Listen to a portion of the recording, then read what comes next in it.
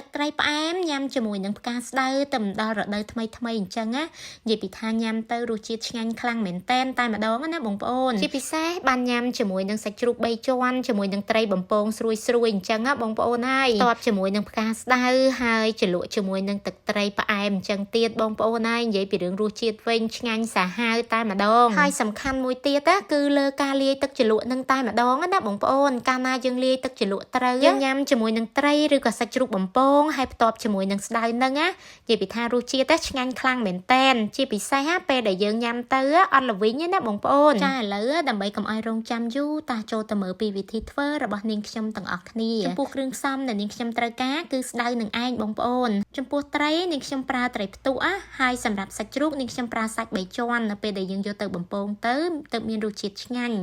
ជាដំបូងនាងខ្ញុំបានដាក់ប្រេងឆាទុកឲ្យក្តៅរួចដាក់ម្សៅបំពងស្រួយចូលមួយចុងស្លាបព្រាបាយការដាក់ម្សៅបំពងស្រួយមុនពេលចៀនអញ្ចឹងណាដើម្បីកុំឲ្យនៅពេលដែលយើងដាក់សាច់ជ្រូកចៀនទៅវាផ្ទុះខ្លាញ់ណាបងប្អូនជាពិសេសសាច់ជ្រូក3ជាន់យើងបំពងទាំងស្បែកអញ្ចឹងផងចំពោះសាច់ជ្រូកជាមួយនឹងត្រីគឺនាងខ្ញុំបានដាក់បំពងជាមួយគ្នាអញ្ចឹងតែម្ដងណាបងប្អូនហើយសម្រាប់ការបំពងសាច់ជ្រូកជាមួយនឹងត្រីនេះដែរនាងខ្ញុំប្រើពេលអត់យូរណាបងប្អូនសម្រាប់សាច់ជ្រូកនាងខ្ញុំប្រើពេល7ទៅ8នាទីក្នុងការប្រែមួយចំហៀង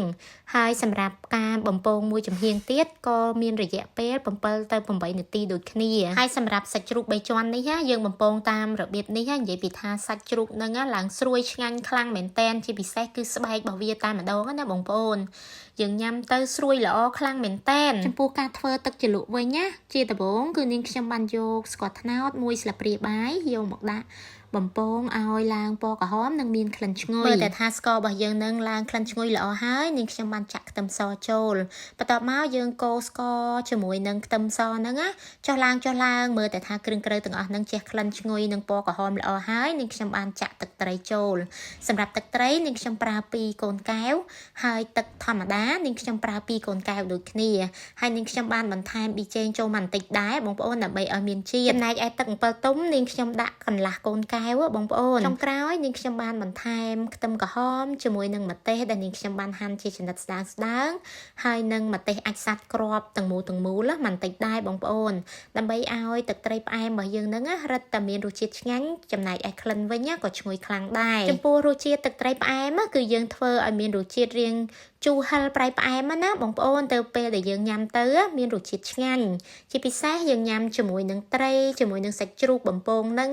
ហើយផ្ទាប់ជាមួយនឹងស្ដៅទៀតនិយាយពីថាចាប់ជាតិគ្នាល្អខ្លាំងមែនតែនហើយអ្វីដែលមិនអាចបំភ្លេចបានណាបងប្អូនគឺសណ្តែកដីនឹងឯងជួយឲ្យទឹកត្រីផ្អែមរបស់យើងរឹតតែមានរសជាតិឆ្ងាញ់ចាឥឡូវការបង្ហាញពីរបៀបធ្វើទឹកត្រីផ្អែមញ៉ាំជាមួយនឹងស្ដៅរបស់នាងខ្ញុំ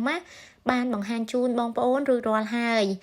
បើបងប្អូនបានធ្វើញ៉ាំហើយនាងខ្ញុំធានាថាដឹងតែជាប់ចិត្តឯណាជាពិសេសគឺរសជាតិទឹកត្រីផ្អែមនឹងតែម្ដងបងប្អូនអើយពេលដែលញ៉ាំទៅនិយាយពីថាឆ្ងាញ់ខ្លាំងមែនតែនកុំភ្លេចសាកធ្វើញ៉ាំណាស្ដៅមួយឆ្នាំមានតែម្ដងឯណាបងប្អូន